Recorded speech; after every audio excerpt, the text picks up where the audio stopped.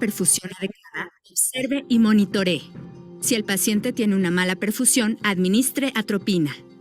Clasificada como un medicamento anticolinérgico, la atropina es eficaz para el tratamiento de ciertos tipos de bradicardia. Por ejemplo, si el nervio vago estimula el corazón, la frecuencia cardíaca se ralentizará.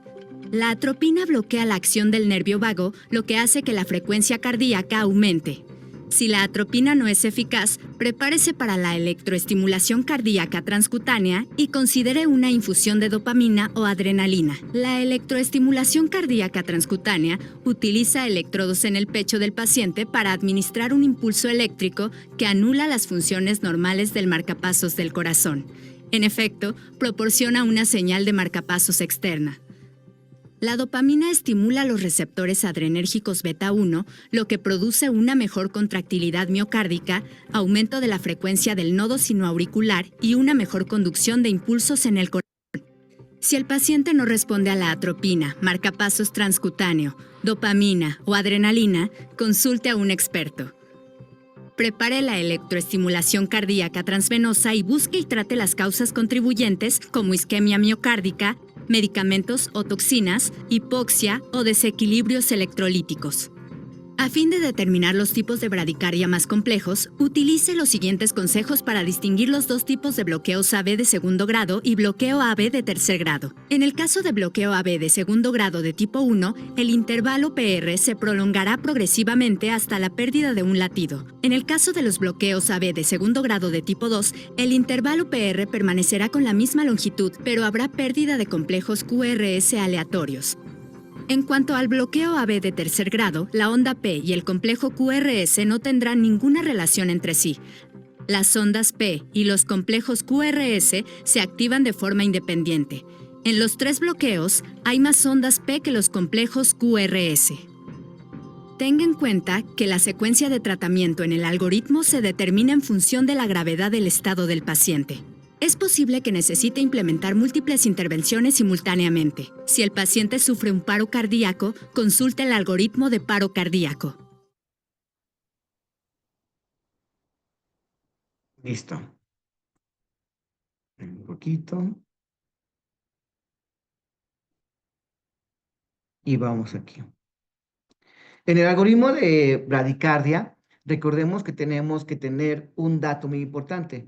El paciente se encuentra con una frecuencia lenta, ¿sí? Por abajo de los 50 latidos por minuto, que considera que hay un problema ya hemodinámico y que va a generar problemas del estado neurológico y el estado respiratorio.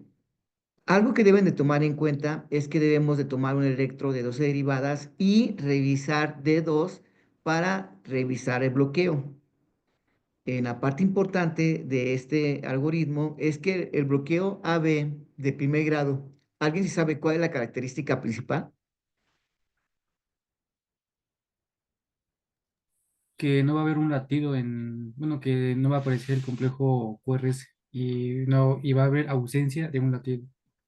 En el bloqueo AB de primer grado, No, En de la, segundo.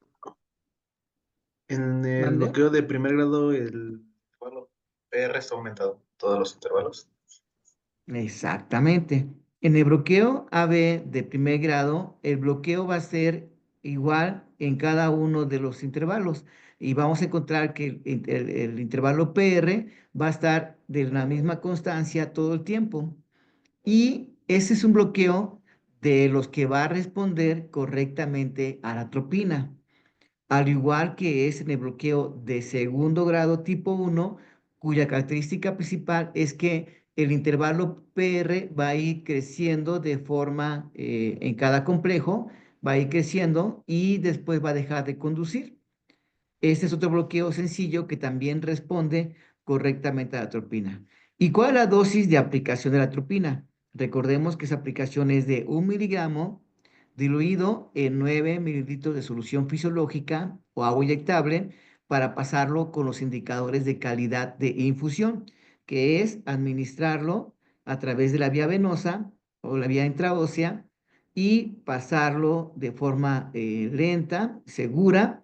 Después de eso, infundir este medicamento a través de 20 mililitros de solución fisiológica y levantar el brazo 20 segundos para asegurar la perfusión. Realmente en los bloqueos de primer grado y segundo grado, que son los bloqueos, entre comillas, más sencillos, se resuelven muy fácilmente con el uso de la atropina. Si este bloqueo de primer y segundo grado no se resuelve, entonces tendríamos que usar el marcapasos. Y recordemos en las clases anteriores que vimos que en el monitor el color que nos dice el uso internacional de marcapasos, ¿alguien recuerda cuál color es? Verde. Exacto, Cristian. Ese color verde. Y tenemos dos indicadores para administrar en el marcapasos. Uno, que va a ser asegurar la frecuencia, y ahí marcamos una frecuencia fisiológica entre lo que viene siendo 80 y 100 latidos por minuto. Y otros es los miliamperes, que realmente inician con 4 miliamperes y se van aumentando cada 3 o 4 segundos hasta que nuestro marcapasos empieza a capturar. ¿Y cómo me doy cuenta que está capturando? Porque si inicialmente mi paciente tenía una frecuencia de 40 y yo le programé 80 latidos, este electro va a aumentar el número de latidos estimulados por la actividad eléctrica y se va a generar un buen ritmo y va a mejorar la hemodinámica del paciente. Va a ir marcando en cada espacio donde da el impulso eléctrico la señal de la entrada de la descarga eléctrica para estimular a la aurícula y al ventrículo y genere la contracción y mejore el paciente en esas condiciones. En esta parte, algo importante que debemos de tener bien configurados es que en los bloqueos de segundo grado tipo 2 y el bloqueo de tercer grado, normalmente no van a responder a la atropina. ¿Cuántas dosis tengo máximo yo para aplicar atropina? ¿Alguien recuerda ese tema? Creo que eran Dos, dos, dos. dos. Dos, máximo 3 dosis de atropina de 1 miligramo. Y ahí es la dosis alta que podemos aplicar.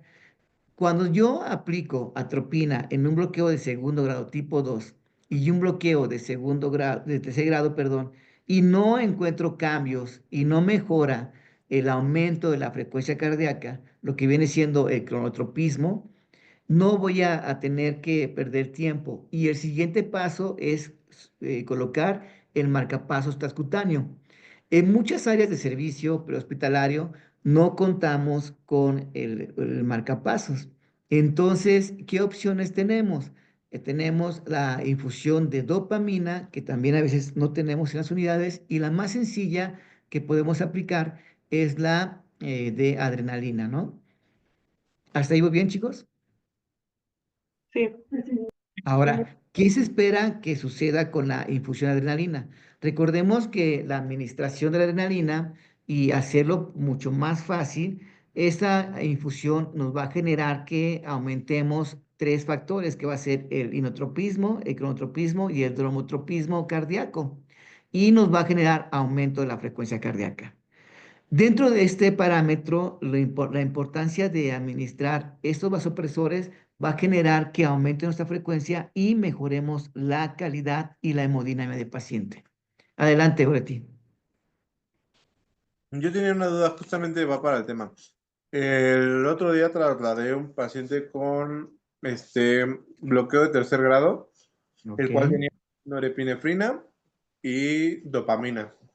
Ujú. 20 mililitros hora en las bombas de infusión, cada una al mismo, 20 mililitros hora. Y aún así el paciente manejaba frecuencias cardíacas de 40. De hecho, fue el domingo que tuvimos práctica, fuimos Mariana y yo. Ah, sí, supe. Y esa paciente nos llegó a 35 y en el hospital, cuando arribamos al hospital, marcó 0 en el monitor por un segundo y regresó otra vez a dosis bajas, 27, 35 y no subía. En ese caso es cuando podemos aplicar la epinefrina o podemos aumentar la dosis de la dopa. Yo me voy más por el aumento de la dosis. Estaba pasando a 20 mililitros hora, ¿no? ¿Me estabas comentando? Sí, las bombas tanto de la Nore como la dopa estaba a 20 mililitros hora. Sí, Ahí tenía dos efectos y estaba haciendo un efecto de aumento entre la fuerza de contracción a través de la dopamina y un cronotropismo a través de la adrenalina. Nada más había que aumentar la dosis. No me acuerdo si eran pediátrico, ¿no? No, era una señora como de 60 años. Ah, Era ok. norepinefrina, Norepi. Norepin, sí, claro, que es el mismo efecto que tiene la adrenalina, ¿eh? Son los mismos efectos, vasoconstrictor periférico y que aumenta el enotropismo y cronotropismo del corazón. Ahora, nada más había que, en esta parte de farmacología, recordemos que vamos a tener una intervención dentro de 2 semanas del doctor Rodrigo Montañez, donde vamos a aprender las diluciones correctas y las metas de perfusión en el manejo del paciente, ya sea en los algoritmos de problemas cardíacos o en los algoritmos de manejo de la vía aérea. Ya vamos a conocer cómo es el manejo adecuado de las microgotas, si es que no tenemos bombas de difusión, y cómo vamos a hacer el cálculo de esas aminas para poder garantizar que el paciente revierta correctamente en un problema posparo, en un problema de bradicardia o en un problema de un paciente con secuencia de manejo de la vía aérea. Sí, ahí nada más había que aumentar la dosis y si estaba a través de la difusión, sacar lo que es el estándar de cuánto estabas pasando kilogramo minuto, lo que se llaman gamas, y de ahí resolver el tema. No se espanten, por favor, ahorita en cuanto a las infusiones de aminas y en cuanto a la secuencia de manejo de fármacos en la vía aérea. Ya tendremos un tema especial que se va a conjugar con la práctica que hagamos el siguiente fin de semana, bueno, el siguiente fin de actividades del módulo, y vamos a tener ejercicios y un manual de ejercicios para realizar las diluciones correctas y las infusiones correctas de estos medicamentos que dentro del manejo prehospitalario en el nivel intermedio y de enfermería debemos de conocer cuáles son las técnicas correctas de su administración y las metas de perfusión en las aminas. ¿Estamos de acuerdo? Ok. Oye, y ese paciente, ese mismo paciente, ¿pudimos haberle colocado el marcapasos transcutáneo? Sí, recordemos que también si de pronto no funciona nuestro algoritmo de lo que viene siendo la dopamina y la adrenalina, previamente a esto, Goretti, el plan 2A aceptable es colocar el marcapasos transcutáneo, si tenemos a la mano los parches. Normalmente en atención prehospitalaria son un 5%, un 8% de las unidades configuradas con el marcapasos para generar marcapasos transcutáneo. Y los demás toman la opción de utilizar la infusión de adrenalina inicialmente o la infusión de dopamina como manejo secundario. Yo les tomo este comentario importante que en los bloqueos de segundo grado tipo 2 y bloqueos de tercer grado, lo que nos saca rápido al paciente es el uso del marcapasos transcutáneo. Pero si no lo tenemos en nuestro set de ambulancia o no lo tenemos en nuestra área de hospitalización, debemos de pensar en la estrategia de el uso de aminas. ¿Sí? Vale. Y como primer punto importante, recordemos, siempre vamos a utilizar la atropina como primera elección. 1 miligramo en 10 mililitros. ¿Sale? La atropina, cuando nosotros la pasamos, luego hace cambios en los pacientes. Hay pacientes que debido a su sensibilidad demuestran rápidamente el cambio de la frecuencia cardíaca y mejoran sus condiciones. Pero si vamos por la segunda dosis y estamos evaluando el electro y nos encontramos que estamos ante un bloqueo de segundo grado tipo 2 o un bloqueo de tercer grado, ya no es necesario que sigamos pasando tropina y busquemos la opción del marcapasos o busquemos la opción del marcapasos farmacológico a través de la dopamina o a través de la adrenalina. ¿Sí? Sí, gracias. Sí, sí, quedó Al súper contrario, claro. gracias a ti. ¿Alguien tiene alguna otra pregunta? Perfecto. Yo, señor Andrés. Vamos. Ok, vamos a ver lo que ya revisamos la semana pasada que fue el algoritmo de las taquiarritmias, y vamos a ver ya el video final para lo que viene siendo, perdón, un segundo, para lo que viene siendo el cierre de cuáles son las estrategias de manejo de paciente con síndrome coronario agudo. Eh, la clínica va a ser muy evidente, pero de pronto cuando tenemos ese paciente vamos a tener dudas de lo que está sucediendo. Y en el prehospital nosotros entrenamos al paramédico desde el nivel básico hasta el avanzado a hacer el reconocimiento primario de esta sintomatología. Entonces, dentro de este cuestionamiento, lo más importante es que nosotros reconozcamos que el primer dato que vamos a pasar dentro de los síndromes coronarios agudos es el infarto agudo de miocardio, como una necrosis, una lesión o una isquemia miocardíaca que produce, que es producido, perdón, por una obstrucción de las arterias coronarias o de una de las arterias coronarias, ¿no? Ya sabemos en la parte hospitalaria y prehospitalaria que el paciente va a conducirse con diferentes molestias a nivel torácico, que puede ser acompañado de disnea, náuseas y lo que viene siendo el dato muy fuerte, que es la diaforesis generalizada. Entonces, dentro de este parámetro, lo que yo más le pido a los técnicos en urgencias médicas es que sepan detectar rápidamente los datos de síndrome coronario agudo. Y de ahí vamos a conocer en las siguientes sesiones cuáles son las que vienen siendo dentro del parámetro de los problemas de angina, cuáles vienen siendo los pacientes que vienen presentando lesión, necrosis o isquemia, y cuáles van a ser los cambios electrocardiográficos que debemos de observar.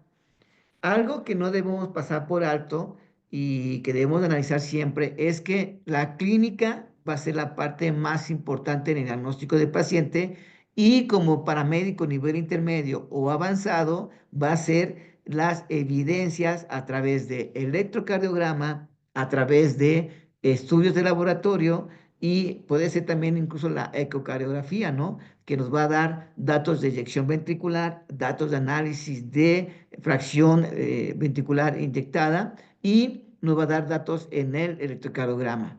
Nosotros tenemos de que conocer cómo van a ser los cambios en las enzimas cardíacas, cómo van a ser los cambios que va a presentar en las diferentes derivaciones de nuestro electrocardiograma.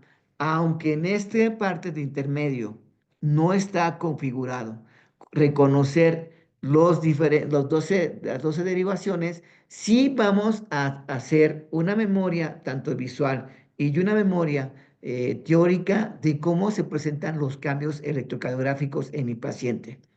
Recordemos que nuestra derivación más importante, porque vemos la mayor parte del corazón, va a ser siempre derivada 2, pero dependiendo la zona donde se lesionó, donde hubo la lesión, la isquemia o la necrosis de tejido, vamos a conocer cuáles son las variables y el reconocimiento primario de estos cambios electrocardiográficos que va a presentar nuestro paciente. ¿Sí? Ahora, recordemos que el diagnóstico más importante dentro de lo que viene siendo los síndromes coronarios va a ser a través de electrocardiograma, y sobre todo en un electrocardiograma de 12 derivaciones. Hay más configuraciones como pueden ser las posteriores, las diafragmáticas o las derechas, pero eso va a ser cuando estemos en nivel avanzado, donde veremos diferentes configuraciones si es que dentro de las 12 derivadas no presenta daños en lo que viene siendo las subdiafragmáticas o las posteriores en el corazón. Pero lo más importante también va a ser que vamos a ver que también existen diferentes biomarcadores de enzimas cardíacas que podemos analizar en los laboratorios para confirmar que hay datos de lesión a músculo cardíaco. Y sobre todo, qué medicamentos vamos a, como estrategia, manejar, y ya no nos vamos a quedar únicamente con la neumotecnia de mona, sino vamos a hacer otra neumotecnia donde vamos a utilizar diferentes estaninas beta bloqueadores y medicamentos que van a generar y van a mejorar la reperfusión coronaria de este paciente. ¿Preguntas? ¿No? Perfecto. Ahora, para el infarto de miocardio, recordemos que en la configuración vamos a tener dos tipos de infarto agudo de miocardio, donde uno que va a ser con elevación del segmento ST, y como yo ya en mi información intermedio ya configuré, ya razoné y ya tengo la información de cómo se ve un electrocardiograma normal, y cuando en este segmento ST hay aumento o elevación o supradesnivel de ese segmento ST, ¿cuándo voy a diagnosticar la urgencia para su traslado a un centro hospitalario adecuado? Recordemos que ese es el error más grande, ¿no? Que andamos paseando a un paciente con datos de Zika, con datos de infarto agudo miocardio, y no llevamos al área hospitalaria, y sobre todo que no avisamos en el hospital receptor la situación en la que se encuentra el paciente para generar lo que viene siendo la terapia de fibrinolíticos, que va a ser lo que va a salvar los pacientes.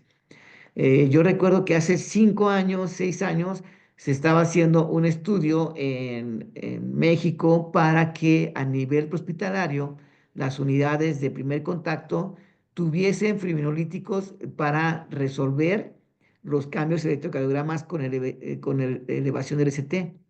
Y no es tan complicado realizarlo. El único tema que existe es que ahora, en la actualidad, después de COVID, estos medicamentos aumentaron sus costos, y creo que incluso el más barato está alrededor de los 78,000 pesos, 80,000 pesos, entonces ya no están tan accesibles, ¿no? Por eso ya de pronto el golden o la calidad de oro va a ser que el paramédico a través de la clínica diagnostique el síndrome coronario, y el intermedio a través de un electrocardiograma revise si el paciente tiene datos de elevación de ST, porque ahí va a cambiar la estrategia de manejo del paciente y sobre todo la dirección con la que se va a llevar ese paciente a un hospital, y la evidencia clínica ya fundamentada para que el paciente entre a un área de choque o un área coronaria donde se maneje urgentemente el uso de fibrinolíticos, ¿sí? O si el paciente no tiene mayor manejo, podría entrar a un área de percusión o de cirugía de revascularización miocárdica, pero de forma rápida. Lo más importante aquí es que a nivel prehospital el paramédico ya tenga una evidencia clínica a través del electrocardiograma, y bueno, es difícil pedir lo que son enzimas cardíacas, pero tener esa parte documentada.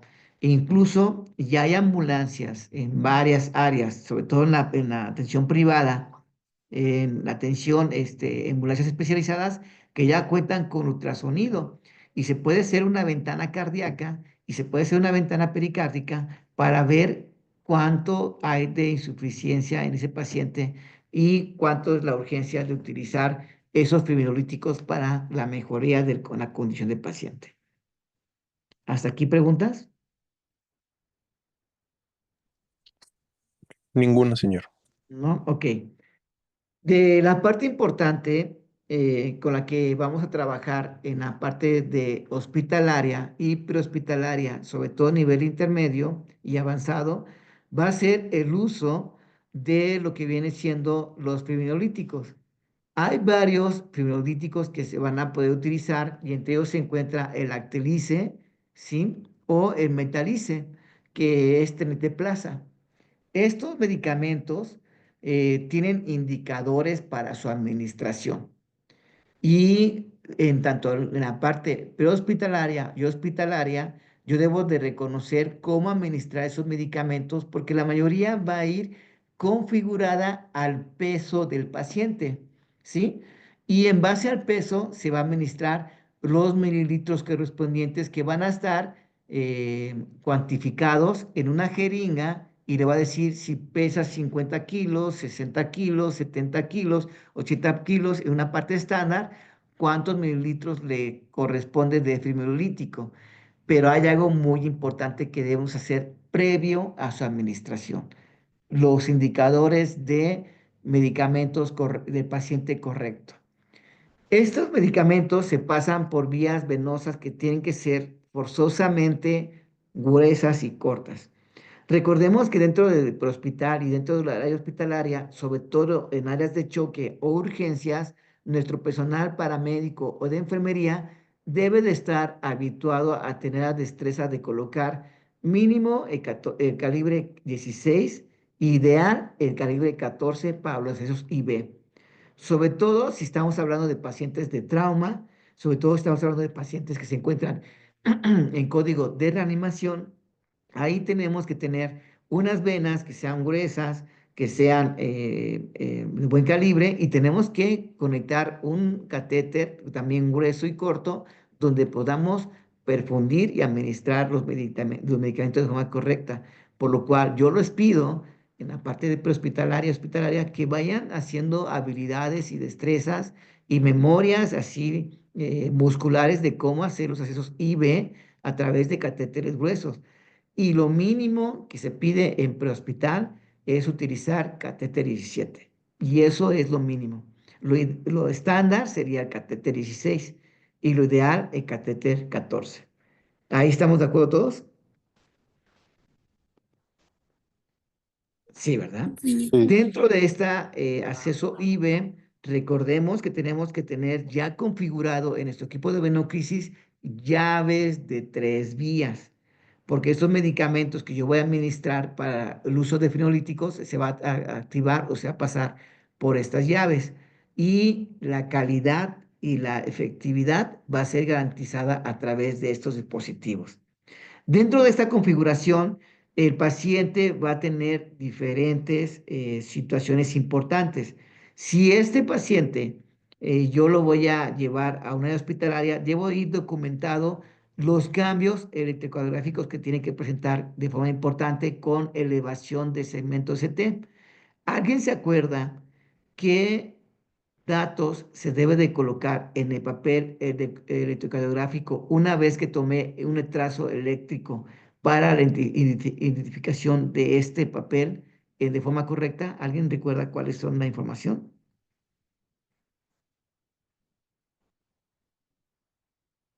Creo que los confundí. Es el nombre, la edad, A ver, ¿quién está hablando? Cristian, a ver, ¿te escucho? era nombre, edad, la hora y el trazo que era, el nombre del Y el enfermo. ritmo que presenta el paciente, exactamente. Eso debe de ir identificado como si fuera un FRAP en nuestro electrocardiograma. Si tenemos únicamente un monitor donde vemos D1, D2, D3, colocar qué derivación estamos revisando. Si fue derivada 1, derivada 2 o derivada 3. Si tenemos uno de 12 derivadas o C derivadas, documentar siempre la derivada 2, que es la que vamos a alcanzar a ver la mayor parte de la masa cardíaca o la actividad eléctrica cardíaca. Entonces, sí debo yo de grabar en mi electro su información.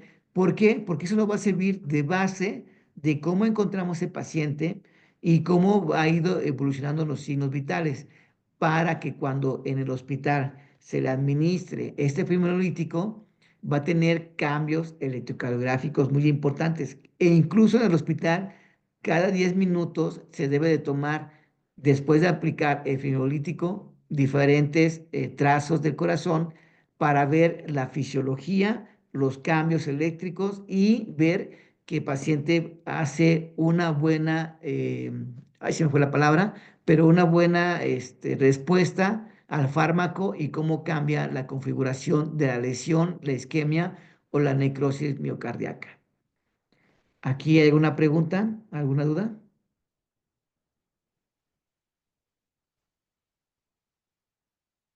¿No? No, sí. ¿Seguro? Entonces, en resumidas cuentas, solo se pone nombre, edad, hora y ritmo si está impreso. Y si no fuese impreso, solo indicar las derivaciones que se analizaron. Es un buen comentario.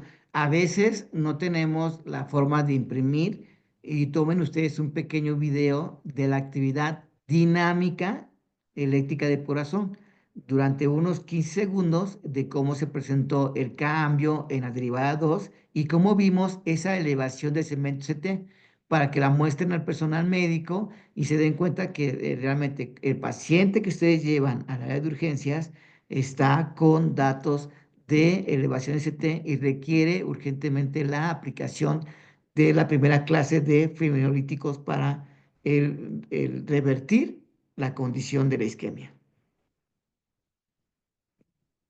Gracias. Ok, eso es importante porque ya cuando nosotros a nivel prehospitalario o a nivel hospitalario tengamos un paciente que le fue administrada fibrinolíticos, vamos a tener datos muy importantes de inestabilidad. Primero, hay una regla de oro para el lugar ideal para puncionar el paciente. Y esto no lo olviden.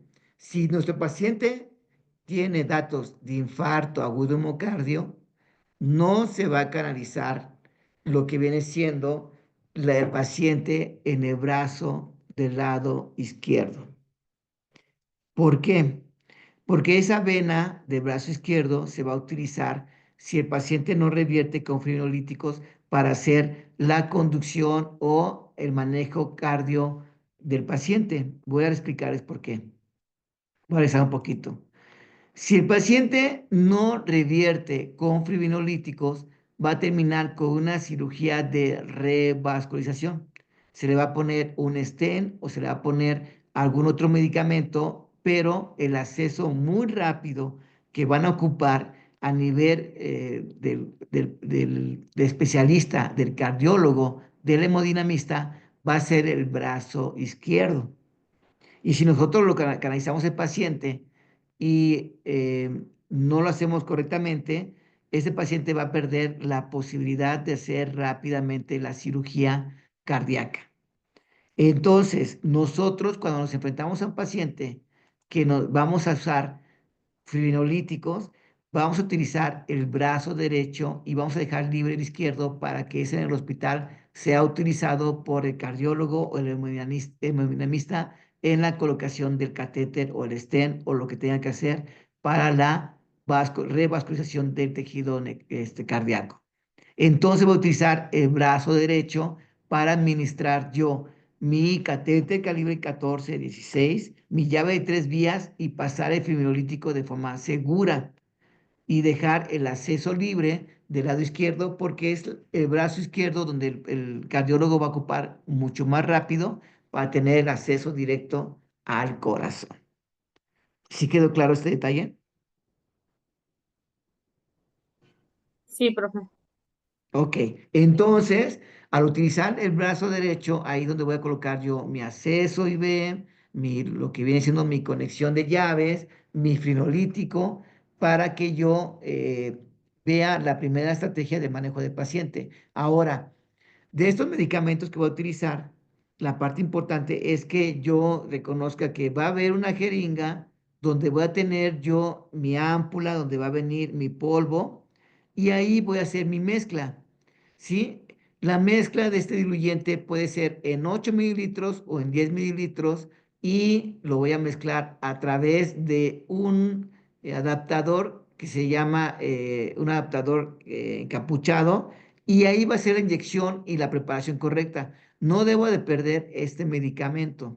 No debo de mezclar este medicamento con agua. No se diluye nada más que con los medicamentos que se encuentra en la jeringa previamente preparado y en la mezcla de polvo del fibrinolítico, ¿sí? Y este va a ser la interfase donde voy a pasar yo el medicamento para no perder ningún mililitro de este medicamento.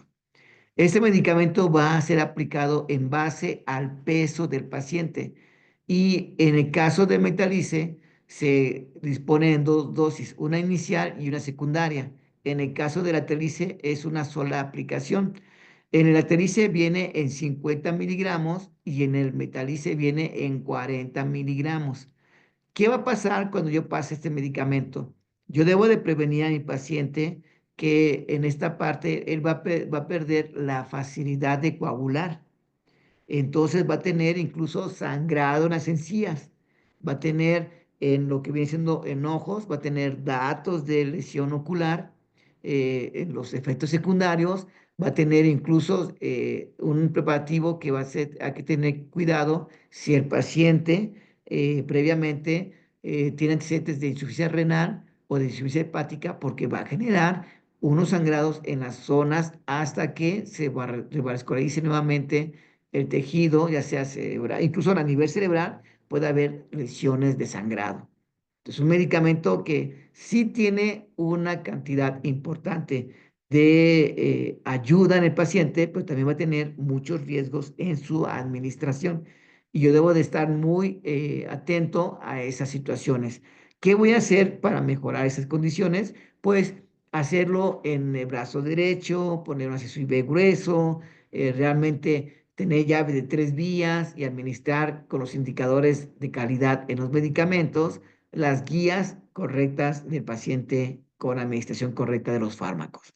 No diluir estos medicamentos porque pierde efectividad y esperar cada 10 minutos darle un seguimiento a los cambios electrocardiográficos que va a presentar el paciente hasta que se resuelva la necrosis, la lesión o la isquemia de tejido que fue lesionada. ¿Hasta ahí hay alguna duda?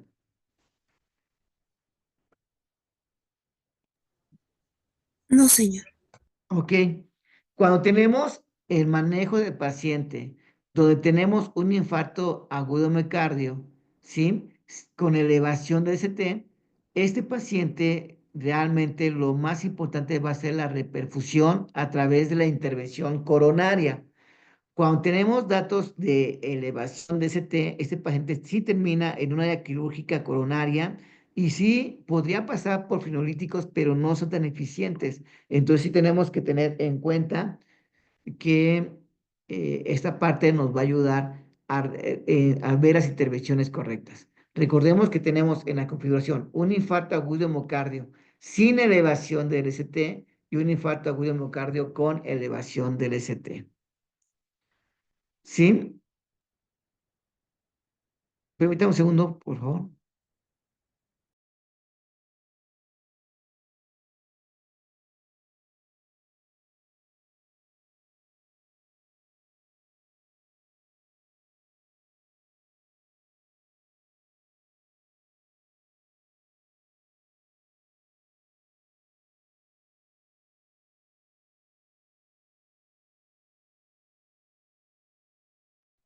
Listo.